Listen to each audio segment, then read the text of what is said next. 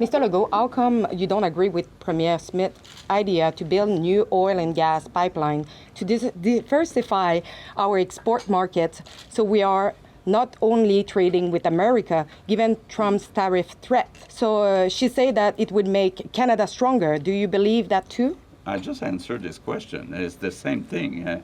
We talk about EnerGS or GNL. I think that we need to have social acceptability.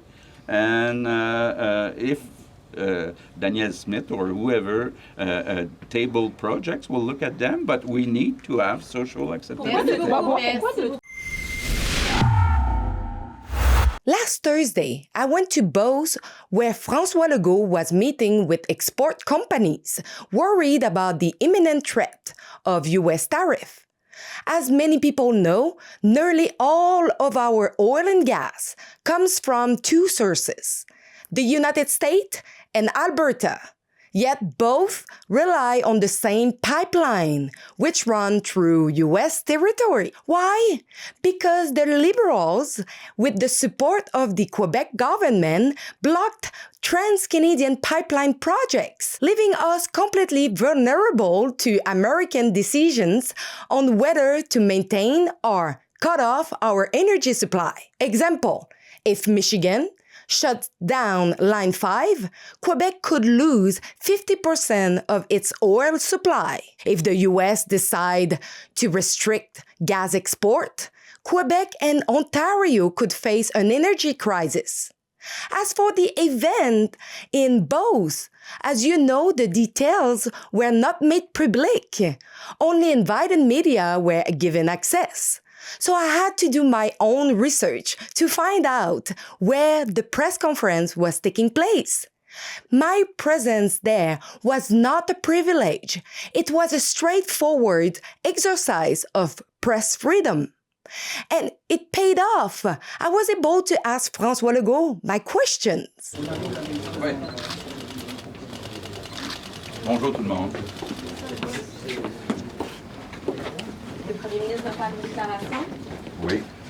Bonjour tout le monde. Je suis accompagné d'abord de nos deux députés de la Beauce. Monsieur Legault, étant donné la dépendance croissante du Québec aux importations de pétrole et de gaz, notamment en provenance des États-Unis, pourquoi continuez-vous de bloquer les projets énergétiques canadiens comme EnerGS et GNL Québec qui pourraient accroître l'économie du Québec, aussi l'autonomie énergétique et réduire la dépendance aux sources étrangères? Bon, c'est une bonne question que je m'attendais à voir.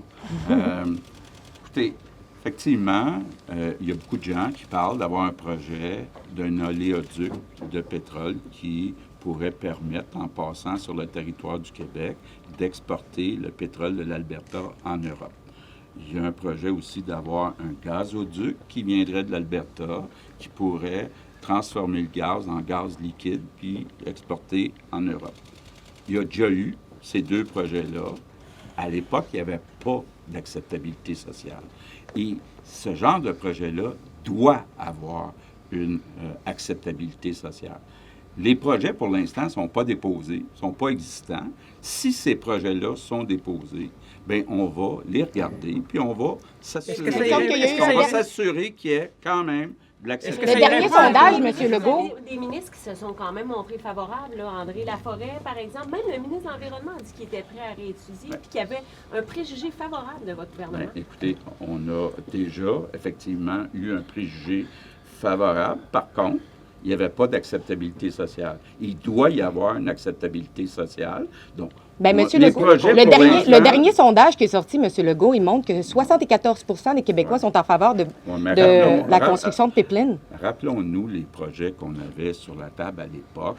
On traversait beaucoup de rivières au Québec, puis c'était pas idéal, d'abord, comme tracé. Mais ce qui est important là, de répéter, c'est qu'il doit y avoir de l'acceptabilité sociale.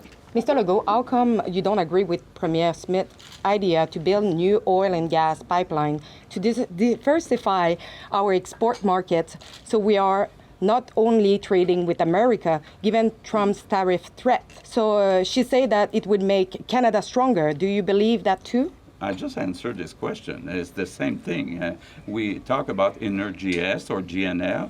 I think that we need to have social acceptability. and if Daniel Smith or whoever table projects, will look at them, but we need to have social acceptability. Why does he refuse to restart energy projects like GNL Quebec and Energy East? Legault keeps repeating that these projects lack social acceptability, but is that really true? Even the separatist party, the Bloc Québécois, support the refusal to exploit our natural resources.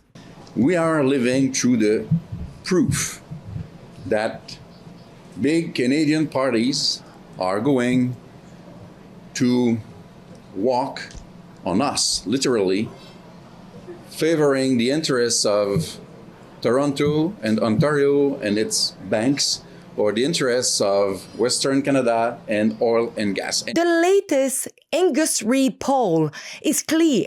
80% of Canadians support the construction of new pipelines, and 74% of Quebecers are in favor. So why the double standard? The same François Legault, who blocks these projects over so-called social acceptability, is pushing ahead with the Quebec Tramway, a highly controversial project that lacks majority public support. Even worse, he knows full well that Quebec's natural resources could not only make the province wealthier, but also contribute to the country's economic prosperity. He even wrote a book on the subject, and in his first term, he was elected in part of the promise of developing our resources. Le gouvernement devrait se dépêcher à prendre une participation, ensuite s'associer avec des grandes pétrolières qui ont l'expertise, puis aller de l'avant. On ne peut pas se permettre le luxe de ne pas exploiter le pétrole avec la dette de 250 milliards qu'on a, avec les taux d'impôt les plus élevés en Amérique du Nord. Donc, il y a une urgence d'agir, puis actuellement, pour avoir été là pendant un certain nombre d'années, je sais que quelques dogmatiques empêchent ce développement. D'abord, il faut comprendre là, qu'on n'a pas, on peut pas se permettre le luxe de ne pas regarder l'exploitation du pétrole, que ce soit à Old Dairy ou que ce soit à Anticosti. Today, François Legault seems more interested in listening to a loud minority of environmental activists than to the Quebecers who understand the positive impact these projects could have on our economy and energy independence. We will keep doing our job and asking the question you want answered. It's pretty hard to do our job, as you can see. We need to work more and be always aware of what is going on because we don't receive straight in our email where the politician will be. So if you want to contribute to our independent journalism because you want answers, please chip in to rebelfieldreports.com.